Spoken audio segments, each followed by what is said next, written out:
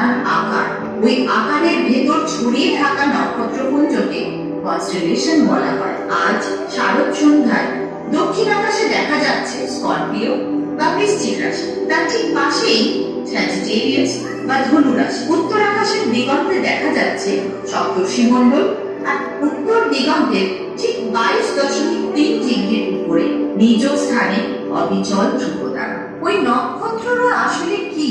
বাস্তবে তারা প্রত্যেকের এক একটি ধারণার অতি বিশাল অগ্নিগোল, যেখানে নিরন্তর পারমাণবিক শক্তি নির্গত হয়ে চলেছে। বহু বহু দূর আলোকবর্ষে অবস্থান করছে বলেই এদের আলোক বিন্দু বলে মনে হয়। আমাদের নিকটতম তারা সূর্য। সূর্যকে কেন্দ্র করেই আমাদের এই সৌরজগৎ, যেখানে 8টি গ্রহ সূর্যকে প্রদক্ষিণ করে চলেছে, যেখানে একমাত্র পৃথিবী ছাড়া আর কোনো গ্রহে এখনো প্রাণীর অস্তিত্ব পাওয়া যায়নি। 2023 সালে একমাত্র দেশ হিসেবে ভারতের চন্দ্রযান নিয়ে চাঁদের দক্ষিণ মেরুতে সফল অবতরণ। ইন্টারন্যাশনাল স্পেস স্টেশন পৃথিবীর কক্ষপথে মানুষের তৈরি এক চলমান বৈজ্ঞানিক গবেষণাগার। 400 কিলোমিটার উচ্চতায় প্রতি 90 মিনিটে একবার করে পৃথিবীকে প্রদক্ষিণ করছে। প্রায় 13.8 মিলিয়ন বছর আগে মহাবিস্ফোরণ বিগ ব্যাং এর মাধ্যমে জন্ম হয় এই মহাবিশ্বের প্রথম আলো, শক্তি ও কণা।